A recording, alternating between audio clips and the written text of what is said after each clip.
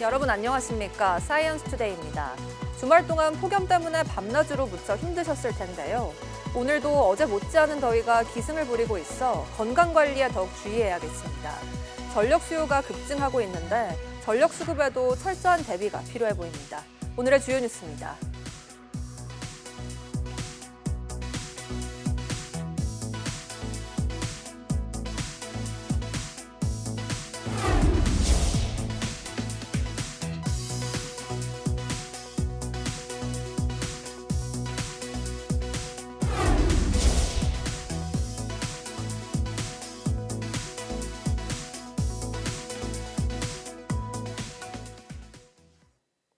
어제 서울 낮 기온이 38도까지 오르며 올여름 최고 기온을 경신했습니다.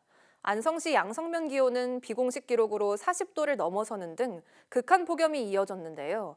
숨쉬기 힘들 정도로 심한 더위 언제까지 계속될까요? 김민경 기자입니다. 펄펄 끓는 도로 위로 아지랑이가 춤추듯 피어오릅니다. 햇살을 피하려는 시민들은 양산을 쓰고 선풍기를 붙들고 걸음을 재촉합니다. 뙤약볕이 내리쬐는 도심 속 시원한 바닥 분수는 아이들의 물놀이장으로 변했습니다. 땀이 줄줄 흐르는데 날씨를 너무 더워해서 물을 찾아서 나왔습니다. 경기 안성 양성면은 40도를 넘었고 가평 청평면과 강원 삼척, 경기 파주와 양주, 용인 기온은 38도를 넘었습니다. 서울도 공식 기록이 38도, 광진구는 39도까지 치솟으며 올여름 최고 기온을 경신했습니다. 주말과 휴일, 극한 폭염이 나타난 건 북태평양 고기압과 티베트 고기압이 이중으로 우리나라를 덮고 있기 때문입니다. 여기에 마치 열풍기가 작동하듯 뜨겁고 습한 남동풍이 불어들며 더위 기세가 더욱 강해졌습니다. 기상청은 이번 주 중반까지는 이런 기압계가 유지되며 35도를 웃도는 폭염이 계속될 걸로 내다봤습니다. 하지만 이후에는 북상 중인 태풍과 열대저압부의 영향으로 기압계 변화가 나타나며 폭염 기세가 조금 누그러들 걸로 보입니다. 대신 폭우 수준의 호우가 찾아올 가능성이 있습니다. 고기압이 동쪽으로 빠져나가면 그 빈자리를 북쪽에서 찬 공기가 내려올 가능성이 있고 그에 따라서 기존에 있던 뜨거운 공기, 추가적으로 가장자리를 따라 들어오는 수증기와 북쪽의 찬 공기가 충돌하게 되면서 강수가 발생할 가능성이 있습니다. 7말 8초, 본격 휴가철에 접어든 이번 주. 폭염과 호우가 엇갈리며 날씨 변화가 심할 걸로 보이는 만큼 온열 질환뿐 아니라 비 피해에 대한 대비도 필요해 보입니다. YTN 김민경입니다. 전국의 연일 폭염이 계속되면서 누적 온열 질환자 숫자가 2,300명을 넘어섰습니다. 밤사이를 제외하면 하루 종일 전 시간대에 환자가 발생하고 있어서 주의가 필요합니다. 염혜원 기자입니다. 폭염이 계속되면서 응급실에 실려가는 온열 질환자 숫자도 하루 100명 안팎에 달하고 있습니다. 1년 중 가장 더운 절기 대서였던 지난 22일 146명의 환자가 발생한 뒤 조금씩 줄어들고는 있지만 지난 26일에도 98명을 기록하는 등 안심할 수준으로 내려오지 않고 있습니다. 질병관리청이 감시체계를 가동한 뒤 지금까지 누적 환자는 모두 2,311명에 달합니다. 지난해와 비교해보면 2.6배나 많습니다. 사망자는 11명을 유지하고 있지만 역시 지난해보다 2.7배 많은 수치입니다. 더군다나 이 집계는 전국 516개 응급실로 내원하는 환자만 포함한 것으로 대형 응급실이 없는 지역의 통계는 잡히지 않아 실제로는 훨씬 더 많은 환자가 발생하고 있을 것으로 추정됩니다. 한낮에만 위험한 건 아닙니다. 자정 이후 밤사이를 제외하면 전 시간대에 걸쳐 환자가 많이 발생하고 있어서 활동할 때 주의가 필요합니다. 온열 질환은 65세 이상에서 발생한 비율이 압도적으로 높습니다. 대부분 더위로 인한 탈진 증상이 발생하고 열사병과 경련 등의 증세도 많습니다. 질병청은 가급적 야외 활동을 자제하고 물을 자주 마실 것을 권고했습니다. YTN 염혜원입니다. 폭염과 열대야가 계속되는 가운데 전국 곳곳에서 정전 피해가 속출하고 있습니다. 어제 저녁 8시 반쯤 인천시 동춘동에 있는 1,400여 세대 규모 아파트에서 단지 내부 변압기가 고장나 전력 공급이 끊겼습니다. 오후 6시쯤엔 경기도 화성 동탄 신도시에 있는 아파트 3개 단지에 정전이 발생해 주민 4명이 승강기에 고립됐다가 구조됐습니다. 이 밖에도 경기도 시흥과 오산, 성남 분당구, 충북 청주에서도 아파트 전기가 끊겨 수천 세대가 피해를 봤습니다. 한전은 대부분 단지 내 과부하나 변압기 문제로 정전이 발생한 것으로 보고 복구 작업을 지원하고 있습니다. 폭우 피해를 입은 경기 가평군에서는 의용 소방대와 군까지 복구 작업에 나섰습니다. 무더운 날씨에 전염병 등 다른 피해가 생길까 봐 몸도 마음도 바쁜 모습입니다. 양동훈 기자가 현장에 다녀왔습니다. 떼약볕이 내리쬐는 우렁이 농장에 의용 소방대원들이 모였습니다. 농장에 가득 쌓인 진흙을 퍼내 손수레로 실어 나르는데 반복되는 작업에 지칠 만도 하지만 힘든 티도 내지 않습니다. 지금 농민들이 이렇게 손해가 크니까 좀 아쉽죠. 조금이라도 빨리 회복할 수 있게끔 도와주는 게 또 우리 일이라고 생각합니다. 35도에 달하는 기온에도 의용 소방대원들은 구슬땀을 흘리며 복구 작업을 이어갔습니다. 토사에 완전히 잠겼던 비닐하우스입니다. 오전 내내 이어진 복구 작업 끝에 이제 사람이 지나갈 수 있는 길이 생겼습니다. 침수 피해를 입은 주택에는 군 장병들이 찾아왔습니다. 집 안팎에 쌓인 나뭇가지를 치우고 흙범벅이 된 집기류도 꺼내옵니다. 물이 많이 차가지고 진흙들이 많이 들어와서 저희 가전이나 집안에 피해가 아주 많아가지고 저희들이 그걸 다 파내고 청소하고 있습니다. 폭염에 작업이 늦어지면 자칫 전염병 등 또 다른 피해가 생길까봐 복구에 나선 이들의 마음도 바쁩니다. 뻘이 그냥 다 내려와갖고 지금 뭐 냄새서부터 벌레서부터 뭐 그런 문제 때문에 이 뻘을 다 긁어내야지 온전하게 생활을 할 수가 있어요. 남은 실종자에 대한 수색 작업도 이어졌습니다. 소방당국은 기존의 조종천 일대보다 범위를 넓혀 하류인 신청평대교부터 양평 두물머리까지를 중점구역으로 지정해 수색을 벌이고 있습니다. 중점 수색 장소는 모래톱, 수풀, 부유물 등입니다. 도보 수색과 보트, 드론 수색을 병행하여 실시 중에 있습니다. 무더운 날씨에도 폭우 피해 현장에서는 많은 이들이 마치 내일처럼 복구와 수색에 안간힘을 쓰고 있습니다. YTN 양동훈입니다. 행정안전부 국립과학수사연구원이 인공지능 기술을 활용해 화재 원인 감정에 걸리는 시간을 획기적으로 단축합니다. 국과수는 이달부터 전국 지방경찰청에 단라큰 원격 감정 플랫폼을 보급해 본격 운영한다고 밝혔습니다. 단라큰은 끊어진 전선 흔적으로 전기합선으로 인한 화재의 핵심 증거물로 꼽힙니다. 기존에는 경찰의 감정 의뢰부터 국과수 감정서 회보까지 평균 3-4주가 소요됐지만 경찰이 원격 감정 플랫폼 앱에 영상과 이미지를 올리면 AI가 1차 판별하고 국과수 담당관의 최종 검토를 거쳐 몇 시간 만에 감정 결과를 받아볼 수 있게 됩니다. 챗 GPT 등 인공지능이 일상 속에 빠르게 확산하고 있지만 디지털 소외계층에게는 여전히 먼 이야기인데요. 정부가 제시한 AI 강국 도약을 위해서는 이런 디지털 격차를 줄이기 위한 노력이 시급하다는 지적입니다. 권석화 기자가 취재했습니다. 경기도에서 노인 인구 비율이 가장 높은 포천시 관인면. 포천시는 지난해 12월부터 어르신들을 위한 AI 사랑방을 운영하고 있습니다. 키오스크와 카드리더기 등 일상에서 자주 접하는 디지털 기기를 어려움 없이 사용할 수 있도록 돕고 있습니다.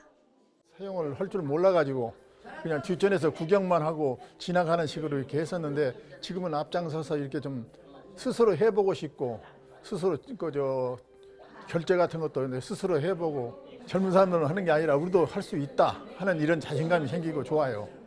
이렇게 일부 지자체가 취약계층의 디지털 교육에 관심을 갖고 있지만 아직 부족한 실정입니다. 챗 GPT 등 AI 기술은 빠르게 확산하고 있지만 고령층과 장애인들은 간단한 디지털 기기 사용조차 어렵습니다. 실제로 최근 한국지능정보사회진흥원이 발표한 디지털 정보격차 실태조사에 따르면 AI 활용 경험률은 전체 국민의 절반인 51%였지만 장애인과 고령층, 저소득층 등 취약계층은 30% 수준에 머물렀습니다. AI 기술 발전으로 사회적 약자들이 더 뒤처지면서 디지털 양극화를 고착시키고 있는 겁니다. 디지털 기계가 어려워서 사용을 잘 안 하고 있어요. 저는 카드도 사용 안 해요. 왜요? 그냥 좀 어려운 것 같아서. 지난해 12월 디지털 기술의 보편적 이용권을 명시한 디지털 포용법이 국회를 통과했습니다. 이에 따라 국가와 지자체는 모든 사회 구성원들이 차별 없이 디지털 기술의 혜택을 누릴 수 있도록 관련 시책을 마련해야 합니다. 하지만 선언적인 수준에 가까워 보다 구체적이고 실질적인 정책과 지원이 이어져야 합니다. 모두가 디지털 사회의 그 혜택을 골고루 누리게 하기 위해서는 지금 하고 있는 정책들을 좀 더 홍보하고 모든 국민이 알 수 있도록 함으로써 함께 디지털 사회를 잘 살아가는 것이 중요할 것 같습니다. 정부가 AI 3대 강국 도약이라는 목표를 이루기 위해선 기술 경쟁력을 확보하는 것도 중요하지만 디지털 취약계층이 인공지능 기술에 소외되지 않도록 정책적으로 배려하고 제도적으로 지원하는 노력도 뒤따라야 할 것으로 보입니다. YTN 사이언스 권석화입니다. 우주항공청과 외교부가 인도네시아와 말레이시아, 태국과 함께 첨단 우주기술의 협력을 강화하기 위해 뉴스페이스 세미나를 엽니다. 이번 세미나에는 각국 우주 관련 정부 고위 인사들과 우주기업 대표들이 모여 발사체와 위성 개발, 우주의학 등의 분야에서 협력 가능성을 모색합니다. 행사는 인도네시아 자카르타를 시작으로 31일 말레이시아 쿠알라룸푸르, 다음 달 4일 태국 방콕에서 열립니다.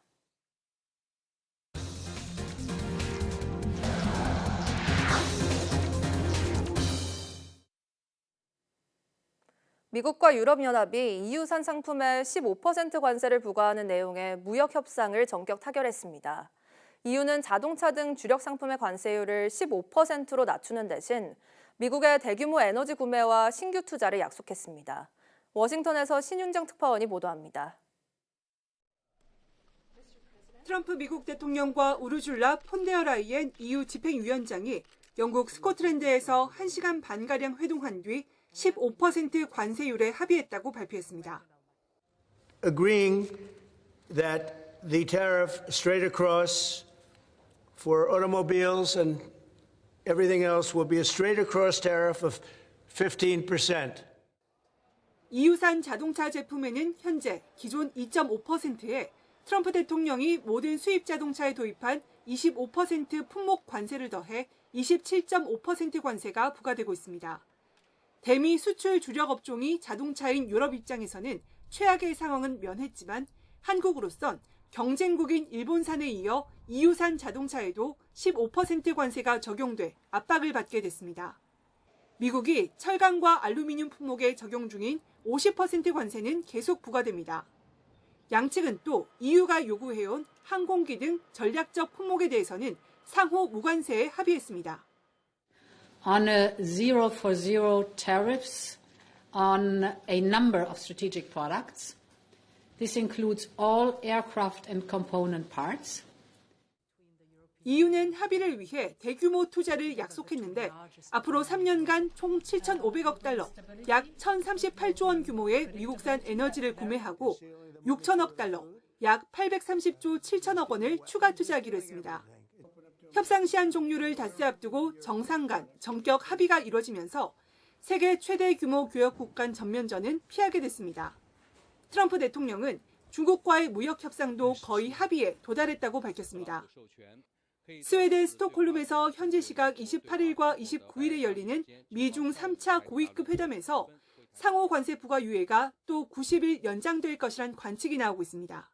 워싱턴에서 YTN 신윤정입니다.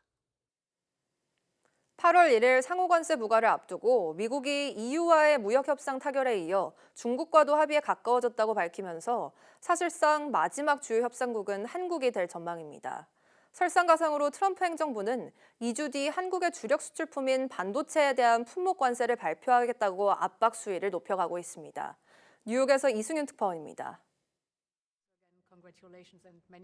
8월 1일 상호 관세 부과를 앞두고 최대 고비였던 EU와의 협상을 타결한 트럼프 대통령은 앞으로 서너 개 나라와 추가 협상을 진행하겠다고 밝혔습니다. 미국이 중국과의 협상을 마치고 나면 8월 전 마지막 주요 협상 상대국은 우리나라가 될 전망입니다. And we have numerous other deals, and mostly I'm just going to charge tariffs, and it's not a deal per se, but 중국과의 무역 협상을 끝낸 뒤 스콧 베센트 미 재무장관은 관세 협상 시한 하루 전인 오는 31일 구윤철 부총리 겸 기획재정부 장관과 만납니다. 촉박한 협상 일정 속에 하워드 러트닉 미국 상무부 장관은 반도체 관세를 2주 뒤에 발표할 것으로 예상한다고 밝혔습니다. 자동차와 함께 대미 주력 수출품인 반도체에 대한 관세는 막판 협상 타결을 앞두고 한국에 큰 압박 요인으로 작용할 전망입니다.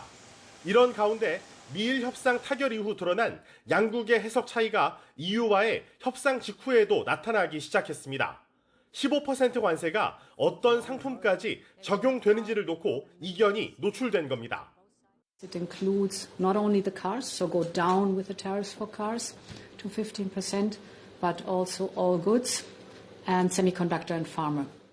의약품이 포함된다는 EU의 발표와는 달리 트럼프 대통령은 의약품에는 15% 관세가 적용되지 않는다고 강조했습니다. 주요국에 대한 관세가 현실로 다가오자 미국 기업들은 부담을 느끼며 가격 인상 시점을 저울질하고 있습니다. 트럼프 대통령의 관세 충격파는 이르면 8월부터 나타날 것이란 우려가 제기되고 있습니다. 뉴욕에서 YTN 이승윤입니다. 본격적인 여름 휴가철을 맞아 농림축산검역본부가 오늘부터 2주간 해외여행객 휴대 농축산물 검역을 강화합니다. 검역본부는 과일과 축산물을 탐지하도록 훈련된 검역탐지견을 집중적으로 투입하고 적발 건수가 많은 노선은 엑스레이 전수 검색을 할 방침입니다. 망고와 망고스틴 같은 열대과일과 육포, 소시지 등의 축산물이 많이 적발되는 품목입니다. 대부분의 농축산물은 외래 병해충과 가축 전염병 국내 유입 차단을 위해 소량이라고 하더라도 국내 반입이 엄격히 금지되어 있습니다. 정부의 민생회복 소비 쿠폰 정책에 대해 소기업과 소상공인의 80%는 효과가 있을 것으로 기대한다는 설문 결과가 나왔습니다. 중소기업 중앙회가 지난 17일부터 20일까지 노란우산 공제 가입자 396명을 대상으로 새 정부에 바라는 정책을 조사한 결과 가장 많은 응답자 39.4%가 내수 활성화 소비 촉진 정책을 꼽았습니다. 또 은행 대출 시 소상공인 전용 신용평가 모형이 필요한지 묻는 질문에는 응답자 71%가 필요하다고 답했습니다.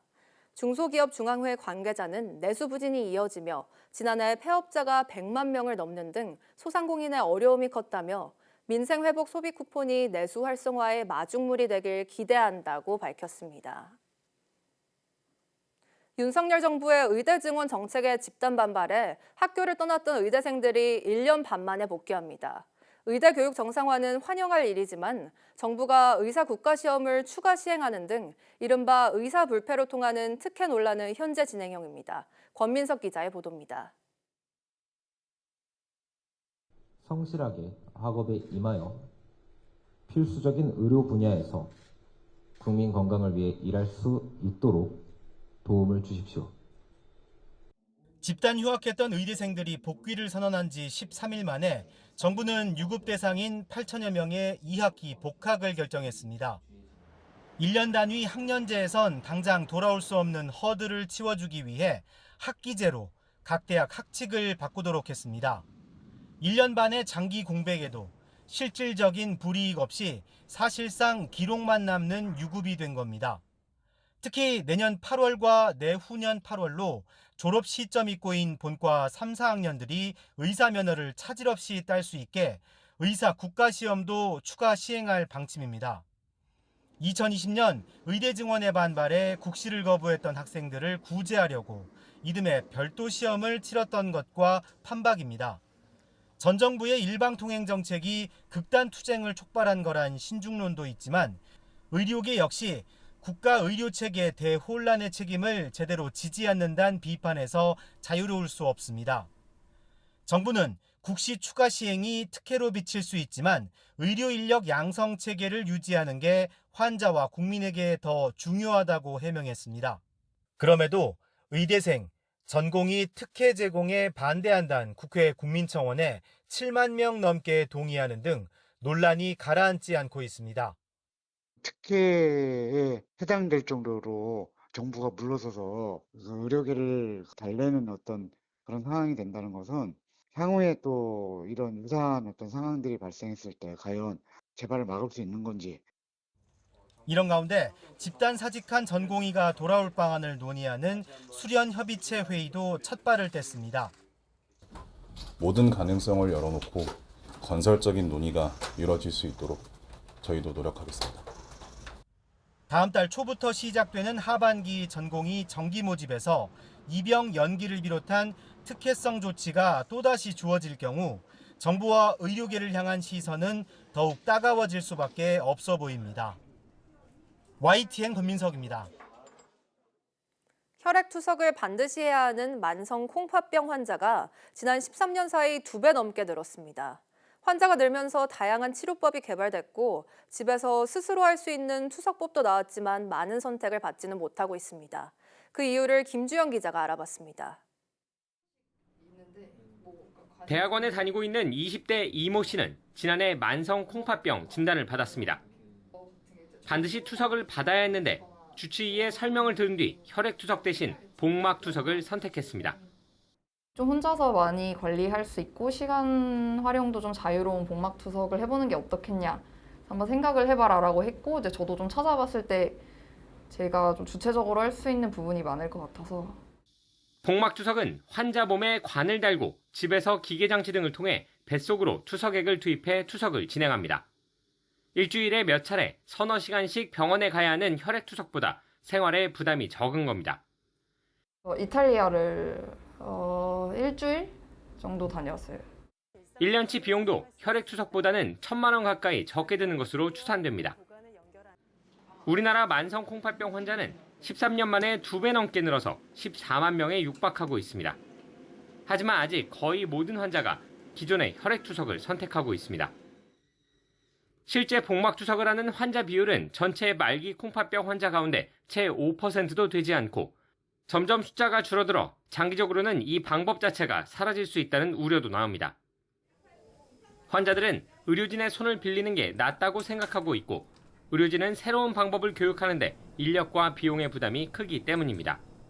이게 어차피 환자가 계속해야 되는 치료를 넘어서 일종의 생활이거든요. 복막 투석이 우월하다라는 게 아니라 나한테 어떤 투석 방법이 나한테 맞느냐를 이제 우리가 알아야 되는 거고. 정부가 복막 투석 환자를 지원하던 시범 사업도 올해 말이면 끝납니다. 전문가들은 의료계와 환자의 인식 개선과 함께 의료비 문제 등 제도적 뒷받침이 필요하다고 지적합니다. YTN 김주영입니다. 올해 상반기 육아휴직자의 숫자가 크게 늘었고 이 가운데 아빠의 비중이 역대 가장 많았던 것으로 나타났습니다. 고용노동부 고용행정 통계를 보면 올해 6월까지 첫 육아휴직 급여를 받은 수급자는 모두 9만 5,064명으로 집계됐습니다. 지난해 같은 기간보다 2만 5천여 명, 37.4%가 늘어난 숫자입니다. 특히 남성은 지난해보다 54.2%나 급증하며 올해 상반기 전체 육아휴직자의 36.4%를 차지해 역대 가장 많았습니다. 다만 고용보험 가입자가 아닌 공무원과 교사는 제외된 숫자입니다.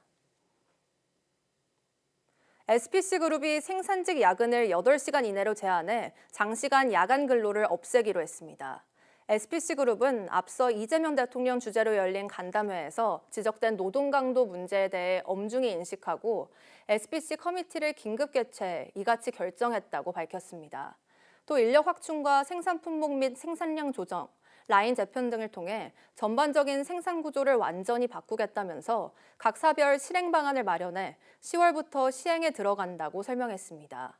이어 제품 특성상 필수적인 품목을 제외하고는 야간 생산을 최대한 없애고 주간 근무 시간도 점진적으로 줄여 피로 누적과 사고 위험을 막겠다고 덧붙였습니다.